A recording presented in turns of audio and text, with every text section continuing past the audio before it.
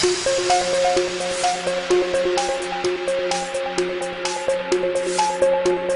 we're going to be studying mathematics and emerges from the second mirror. These words sound Be your teacher for today. You are welcome to the MSI Edu online home lesson. My name is Mr. Vincent. As we look at this topic today is position, distance and displacement. You will discover that these are the things we do in our immediate environment. We may try to want to locate the position of a particular object either in the room, either on a plain board like this board, or on a plain paper, which you have to use a frame of reference. So as you listen very well to this topic, you will find it interesting, and any challenge you may have had before now, if you listen very well, you get it solved. And after the end of the class, I wish and I hope that you will not have challenge again any longer. So what is position? Let's start from the angle of a layman. When you are talking about position, they are telling you at what point exactly you want to locate a particular object. That is the position of that object. But in physics, when you talk about position, we make use of position with a frame of reference. This our frame of reference could be our Cartesian graph, which has the origin, or we call it the x and y plane, for us to actually locate an object either in space or on a plane. You need your frame of reference and your x and y plane to coordinate axis, the x-axis and the y-axis. That's how to locate the position of an object. Now, take for example, let's say I have a point here, that's point A, and I wish to represent or to locate this particular point on a plane like this.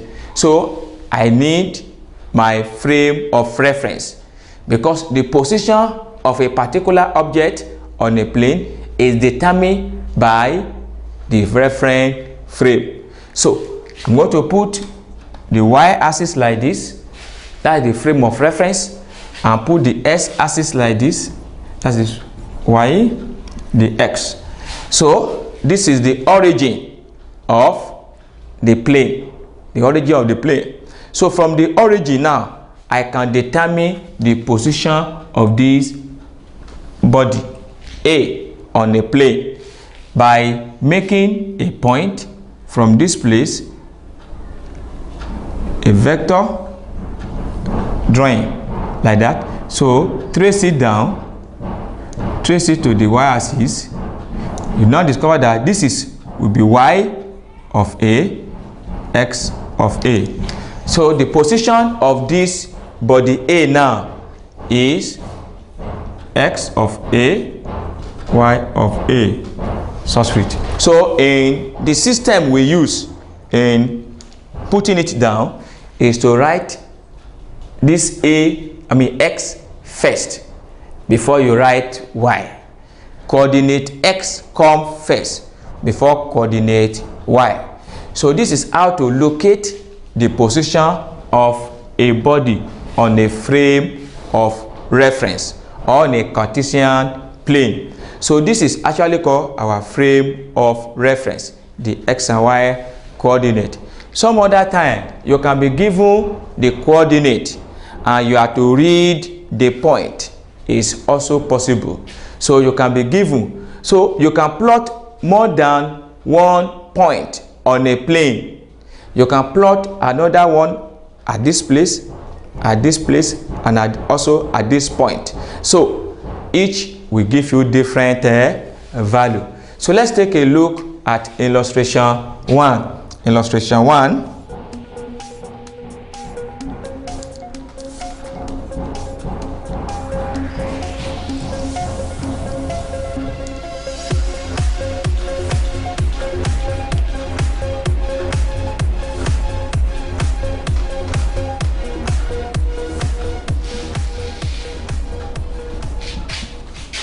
locate the following point on xy plane.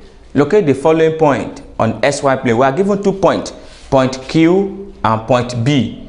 The first value inside the in point 1 is x. The second value is y.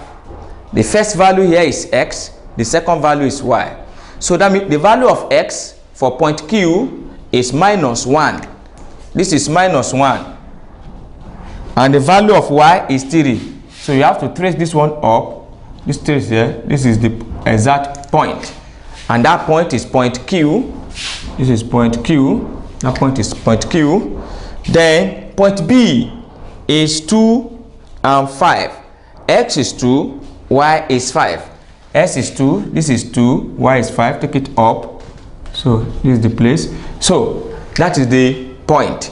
So we can trace it and bring it down like this. So that is the point. And this is the origin. Trace it again. Bring it down here. So that's the point. So this is point B now. You can put 2, 5. That's the location.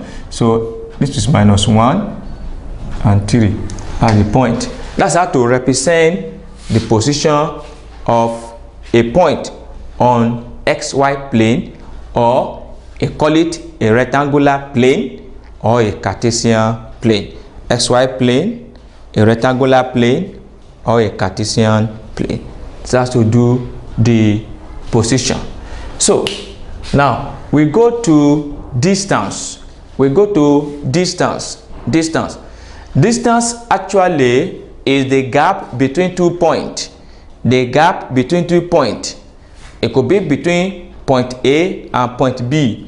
The gap between them is what we call a distance. And you have to know what we use to measure distance. Distance is measured in meter. It's measured in meter, and it is a scalar quantity. A scalar quantity, meaning that it has magnitude but no direction. So it has a numerical value. It has a numerical value but no direction. For example, in illustration 1,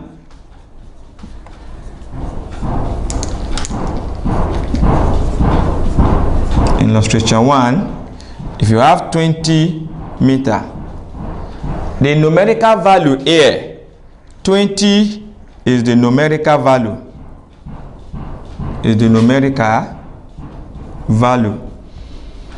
So while the m is the unit.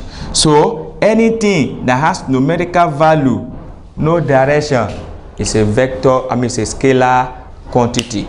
It has magnitude.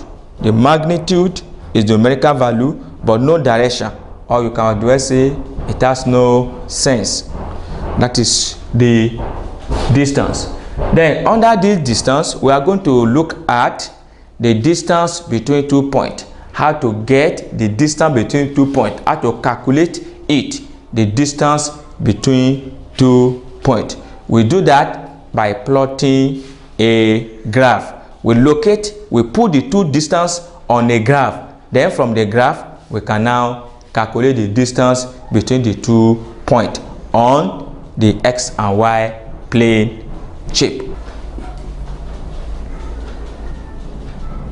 The distance between 2 points, we can do that by simply put 2 points, as you can see it on the plane, point F and point G on a Cartesian plane. Now, this place is point F, this is point G. Now, trace point F vertically. That will give us the value of our x1. The point G, trace it vertically downward. That will give us the value of x2. Do that to the y-axis also. Trace it, point F to the y-axis, give us y1. Trace point G to the y-axis, that gives us y2. Now, the interval, the distance between this point and this point, will now give us x2 minus x1. That is for that. Now, the interval between this point and this point will now give you y2 minus y1. So from there, the distance we are looking for is the gap between F and G. So we can bring it out for convenience and bring the shape out like this.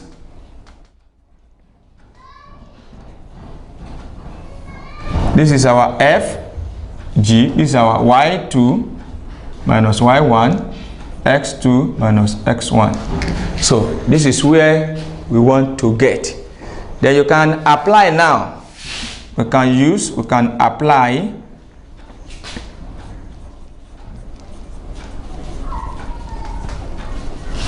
use Pythagoras rule. So distance FG, that line FG equal to x2 minus x1, you square it, plus y2 minus y1, you square it. So we have FG, so root of x square minus x1 square plus y2 minus y. So applying this formula now to any distance between 2 points will actually give us the solution to that problem. So this is now the formula for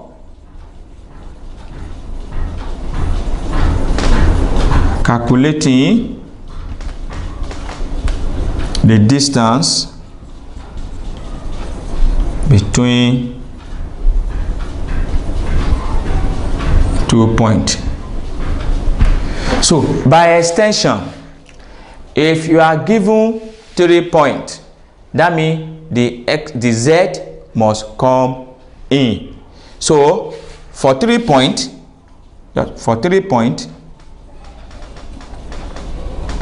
so the formula becomes, we have, if it is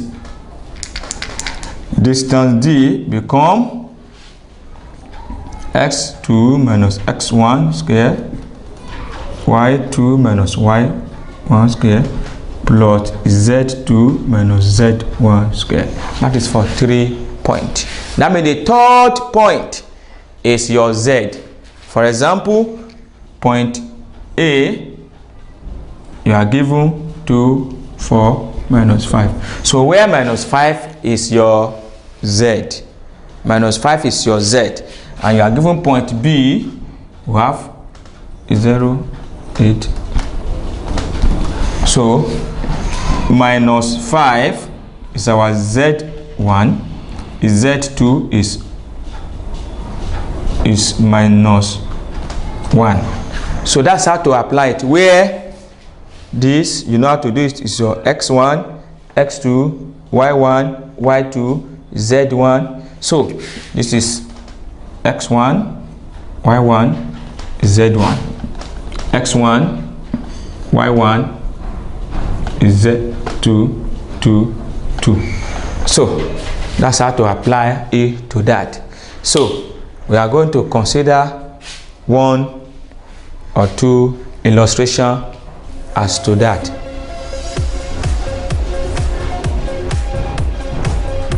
Illustration 1 says that a runner runs in the following pathways: from point B to C to D to E, back to B.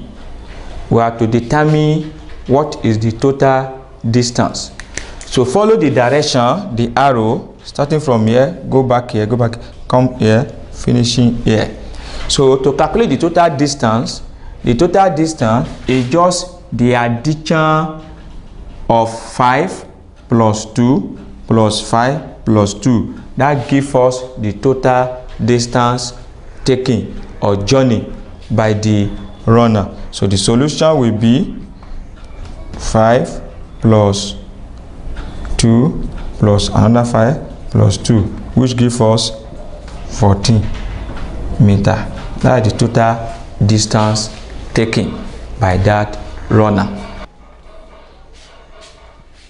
The second illustration goes in this way. Calculate the distance between point A 2, 3 and point B minus 5, 1. The solution is very simple. All you need to remember is the formula. Remember that this contains 2 points, not 3 points. So our formula will be reduced to x and y. There is no z value. There is no third value here. So our formula will be reduced to AB equal to the x2 minus x1 bracket square plus y2 minus y1 square. Now, in this case now, we have the value for x and the value for y.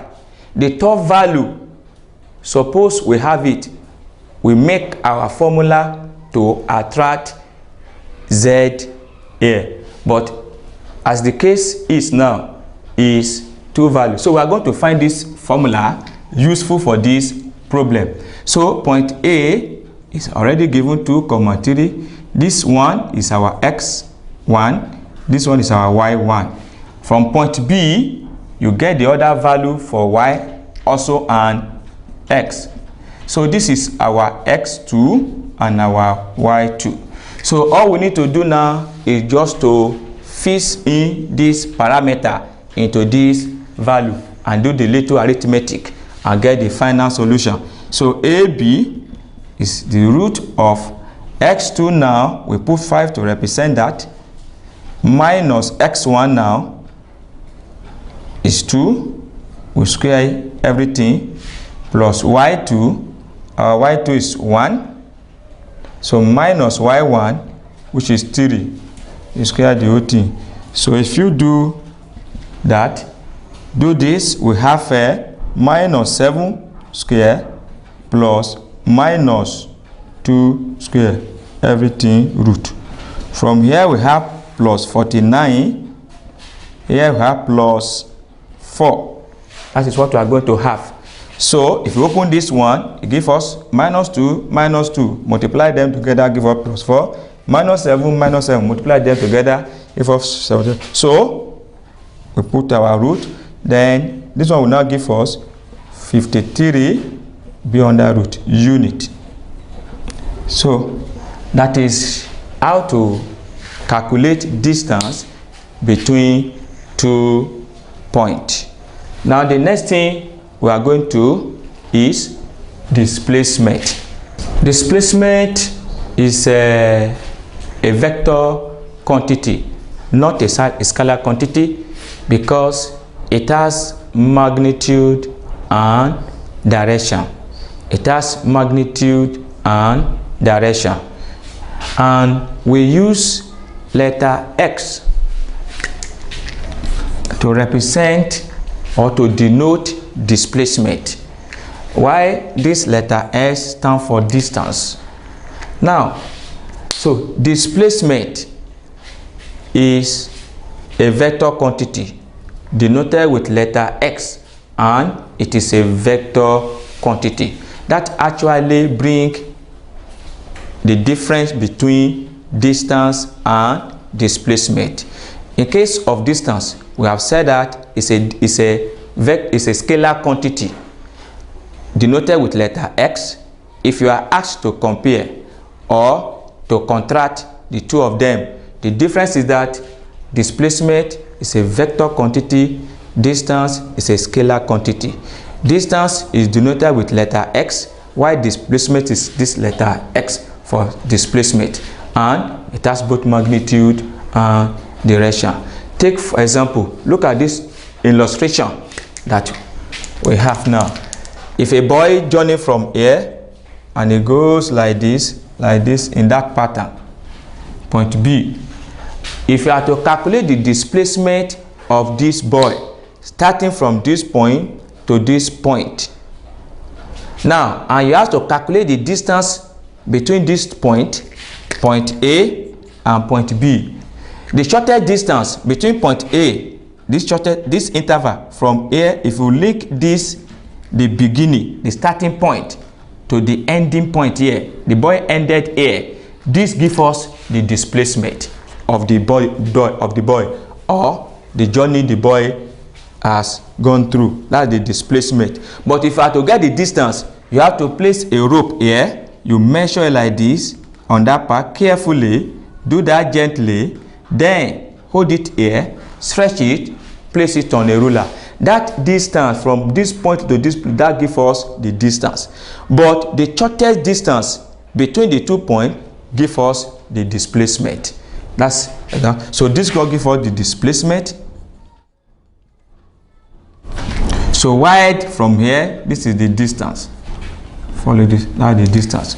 So we see more example to illustrate that.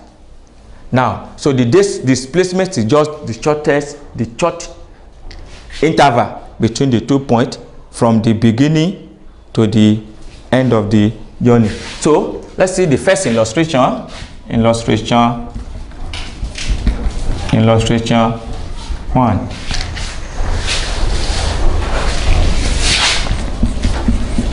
A boy walks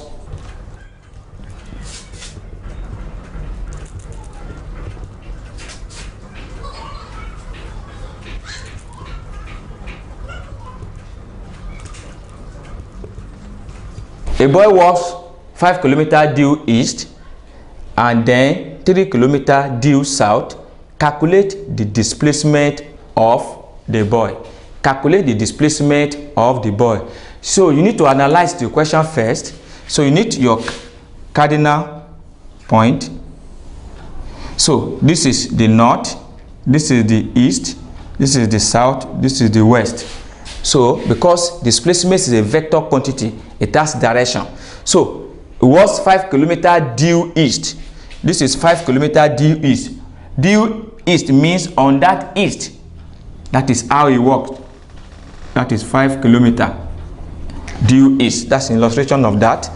Now, and 3 kilometers due south. That means after getting to this place, the boy walked down 3 kilometers south. This is 3 kilometers. So you now discover that the boy actually started from the journey from this point, and the boy ended at this point. So a little connection between the starting point and the stopping point will give you the displacement. So this is the displacement we are looking for. So if you know how to illustrate the question becomes more simple for you to do. So we now apply your mathematics now, Pythagoras theorem. So x squared equal to the root of 5 squared plus 3 squared. So we have x equal to, so this one is 25, this one is 9. So we have x is equal to what? Root of 34. So that is our displacement, and displacement is in, the unit is in kilometer. So that is the displacement of the boy. If you are to get the distance, add this plus this, that will give you the distance. If it is displacement, you have to do the analysis. That is illustration 1 on this aspect of a displacement. Move to illustration 2. For illustration 2, it goes in this direction. A boy walks 10 kilometers due north, 6 kilometers due east, and then 7 kilometers due south. Calculate the displacement of the boy. Calculate the displacement of the boy. All right. This seems a little bit difficult, but still simple. It's just your understanding and your ability to interpret the problem on the cardinal point. So we start by illustrating 10 kilometers due north. We have the cardinal like this. This is the north going up like this. This is our 10 kilometers to the north, 10 kilometers north. So when the boy has walked 10 kilometers due north, he make another turn 6 kilometers due east to this side, 6 kilometers. That's 6 kilometers. That's another point from here. This is east. Then from that point again, where the boy is now, 7 kilometers due south. It comes down 7 kilometers. You have to be very careful about this aspect now by coming down a little bit, not up to the first line. This is now our 7 kilometers due south. This is the problem, how the problem will now look like. So what we are looking for now, this is the beginning of the journey. This is the point where it stopped the journey. So we have to connect this to this.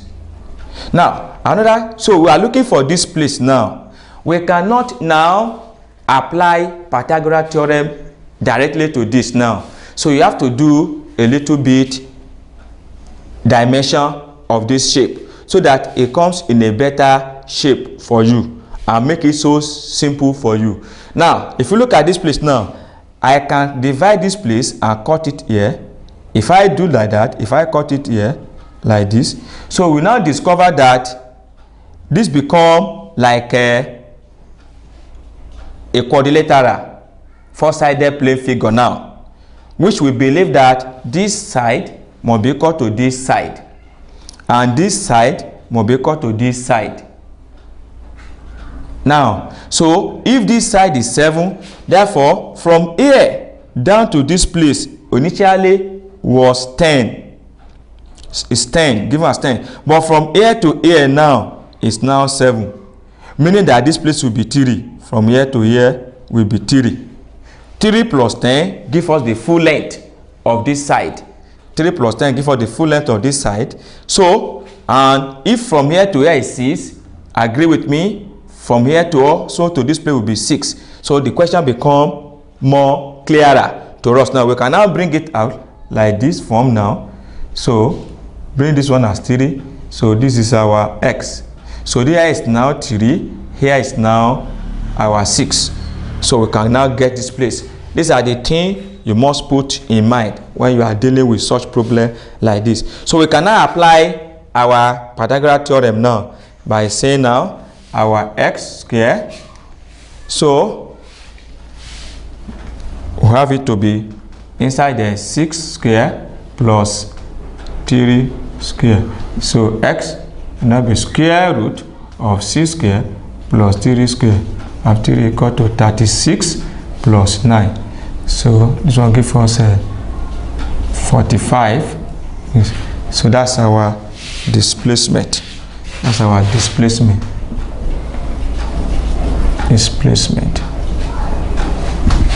As for that is for illustration 3, a runner runs in the following pathway from B to C to D to E to A. If you remember that we have done something similar to this when we are calculating distance, it's just to add the dimension, the side together. That's to give us distance. But you need to be very careful now that you are dealing with displacement. How do you know that you are dealing with displacement? The pattern of the line. This is no longer an ordinary line. This is now a vector line.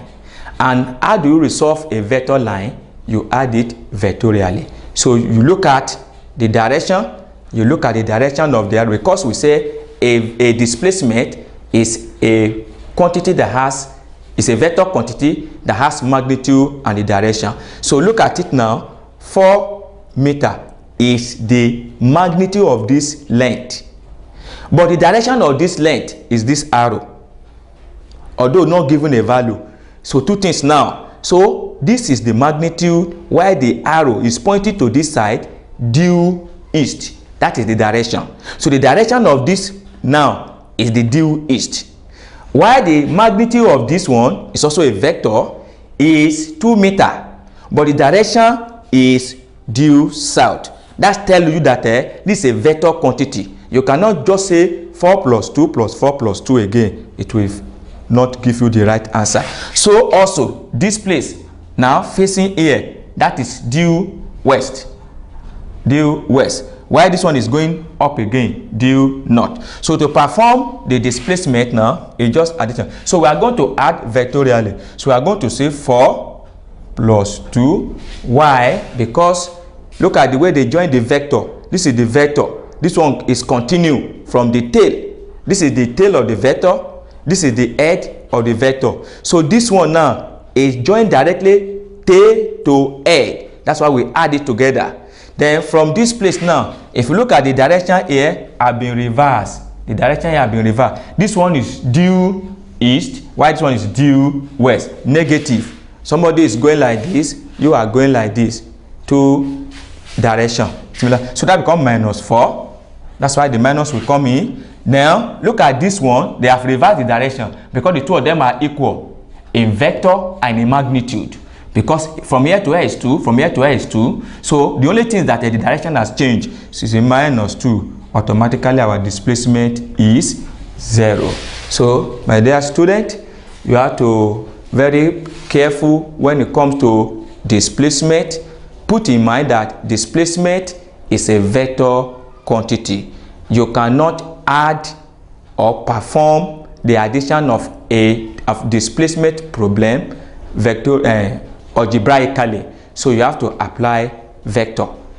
Add it vectorially. That will give you the way. Put in mind, when a line is having arrow, the arrow point to you that there is a vector quantity. So you have to be very careful in handling vector quantity. Not that it's difficult, just put some skill in place. So as you go through this module, you find it so interesting and there will be no problem. So shortly now we are going to give you exercise, but I want to feel that you have been enjoying the class since we have started. How do you find the class? Very interesting. You are learning new things, but ensure that you do more work by going through the module and always practice the problem at the end of each module. Thank you.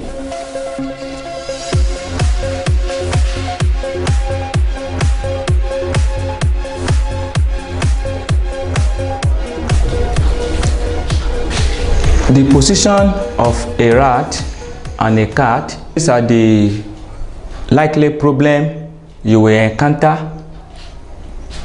As you go through them, ensure that you read very well, you understand them and do them, and you find them very interesting. The position of a rat and a cat in a room are 1 point A, 2, 3, 4, and point B, 6, 0, 8 respectively. Determine 1. The distance PA and PB if P is a point in the room represented by 1, 0, 2. The second question on that still question 1 is that calculate the distance between the rat and the cat. The second question, a line PR of magnitude 10 unit is specified by coordinates P 6, 4 and R -2, K. Determine the positive value of K. The positive value of K. Question 3, sketch the coordinate of P 5 -2 and Q -3, 4. Determine the distance between point P and Q in the question A above. So this exercise brings us to the end of this topic, but as you go through it, pay attention and solve the question. If peradventure you see the question one way or the other difficult for you, there's an opportunity for you. The WhatsApp number is there on the screen. You can reach us and we'll get back to you in the shortest time. Thank you.